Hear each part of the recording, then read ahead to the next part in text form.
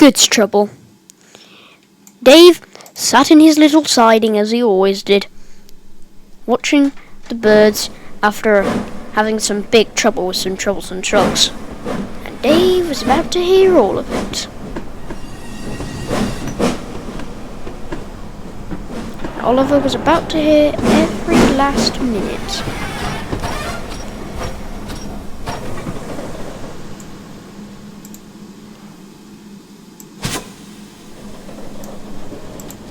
Right now, Dave, if we're going to do this right, we're both going to double head this train up to the big station. Tell me what's happened, and I'll try not to kill you.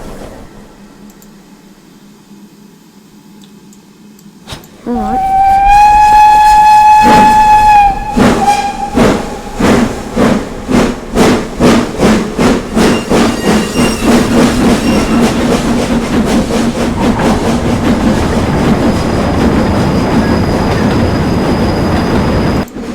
Right, so how did you break your side rods? Well, you see, when I was coming along the line, the trucks, you see, kept on pushing me and pushing me and pushing me more, and I just hated it.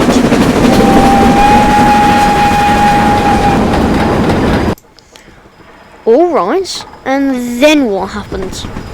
Well, I couldn't stop. So I started to tilt a bit, and then I had a bang, and suddenly one of the bolts fell off my side rod. Dave? Yeah, Oliver? This seems to be the most bizarre story you've ever told me. I know. But well, of course, replied Dave. It was a problem of my own. Of anyone else's. We better get this train back to the big station. Oliver could handle trucks, but he was really due on the locals. This was the day which he had his day off, and he was not really happy about having to take Dave's train. So, did you think of, trying not to break, trying to continue? Oh yes. I started at the viaduct right before the switch on. So I made it a few I made it 2 meters. Okay. You know not everyone needs to be insulted, Oliver. Well, you should have tried before calling another engine.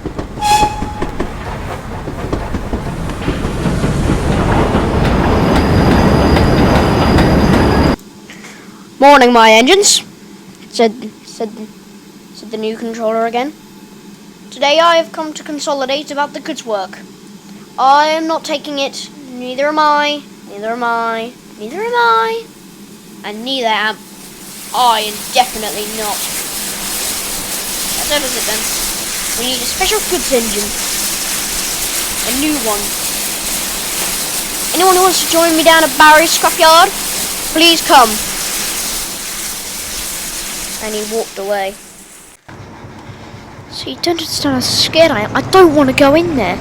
You're not going to have to. What made you think of that? It's just an idea, sir. I thought you were going to make me go in there. No, I'm catching a lift. And there he is. Good morning, sir, said the controller. Good morning, said the owner. Are you real come for an engine? Which is it? Diesel or nah, you want one of those. You won't want one of those. I bet you've taken that one here to be scrapped, haven't you?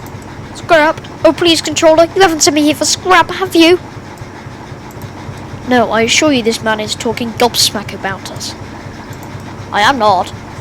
I just heard you want an engine, and I'm assuming you want a diesel and you want to scrap that thing. Thank you very much for the offer, but no, my engines are steamies throughout and all. Well, come on, I'm assuming you want something from the scrap heap. Come on, what do you want? Spit it out. What engine type do you want? I want a steamy, and I want it to be, well, goods. Alright then. Actually, no, make that mixed traffic. Alright, come in with me. Come on, Ted, hurry up a bit. You need to put me up a gear, sir. Don't you know how I work? I don't particularly drive you, but you drive. I don't particularly drive you. Then let me drive her, said the driver. Well, it makes sense, doesn't it? I mean, it would.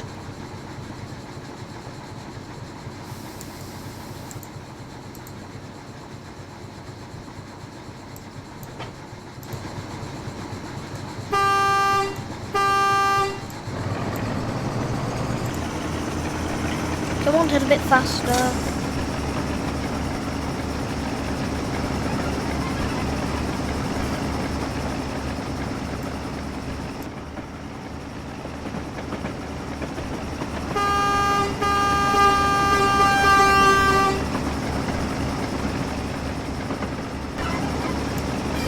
Ted, you stupid engine. That was the workers' yard. You've probably delayed work on some kind of diesel. Shut up. I'm a well-oiled machine. And I think this controller's railway is too. I respect my ancestors. Ancestors, not ancestors. Said the owner. Hurry up, Ted. Again, move my gears and I might. Well, we can only raise it to that speed. Speed limit, alright.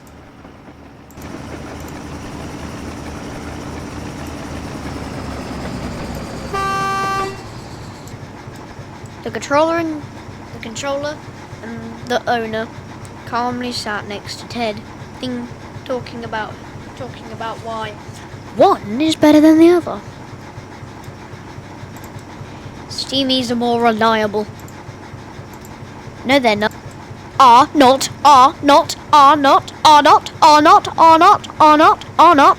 Calm down, both of you. Well, at least you can agree on one thing. What? You don't like electric engines. Who's that son?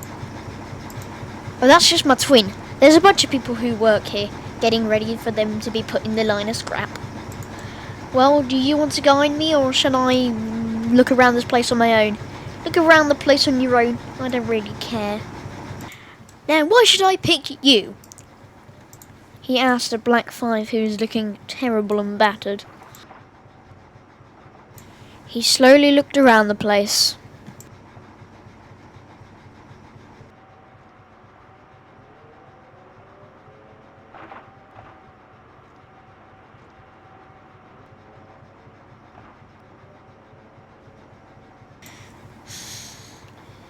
He looked down sadly. Well, at least I can save one of these engines. Where did I get to? You were asking me, sir, about why you should buy me. Well, 1, I'm a black 5. I can tell that. And number 2, I've been here the longest, so probably he'll let you have him at scrap value. And also, I'm freaking annoying. I don't want to buy you now. Oh. Is there actually a goods engine here? I think I'd suffice, sir. You? And why you? I used to work in a freight yard back on Exeter, I think it was. Exeter St. David's. I used to haul very heavy trains. That's an option. How long do you think your boiler work would last? The only reason I really came here, and the only reason why I'm not out working, is because my boiler's due. So yeah, you'd have to swap out my boiler once you brought.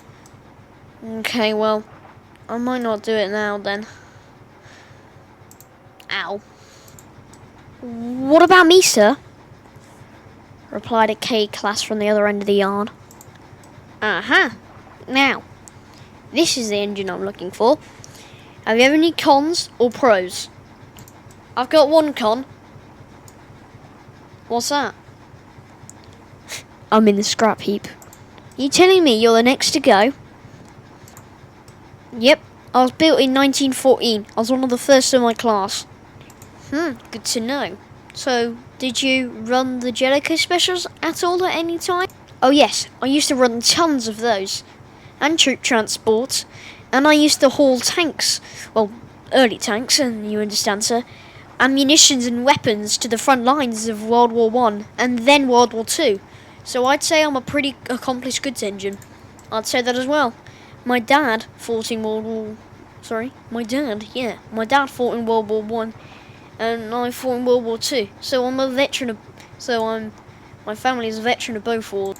Good to know. Did you work on the home grounds or overseas grounds?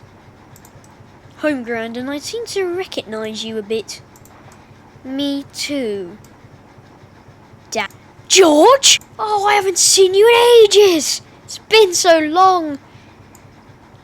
Well, you're not going to want to buy me, are you? I cannot pass this opportunity, replied Dan, so I will buy you straight away. After signing up some paperwork, Dan came running back. George, I've brought you! Yes! Dan and the owner jumped into Ted as they were going to couple him up to Barry, and they were going to run all the way back.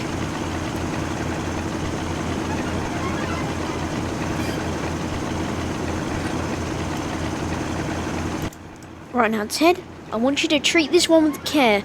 I've known this one since World War II. Alright, I got that, sir.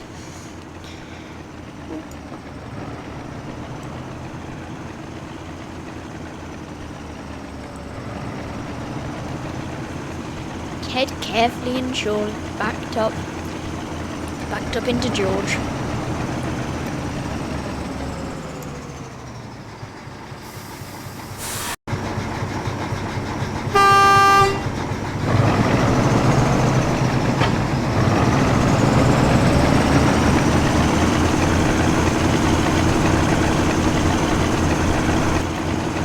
Instead of Dan sitting directly inside of Ted, Dan decided to talk with George about old times.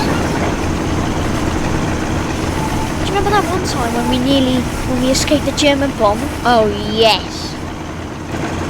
Remember, there was this big fat fella came over and went, "Oh, what are you kids doing here?" And I said, "We're not kids."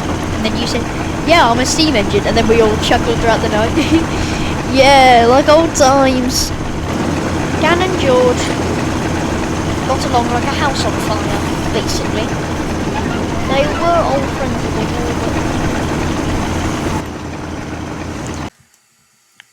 the After finally coming out of the scrapyard, George made himself comfortable.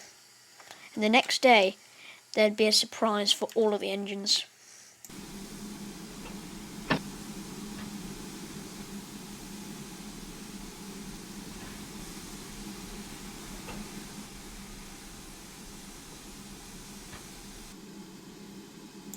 When they all woke up, they were all in a shocker.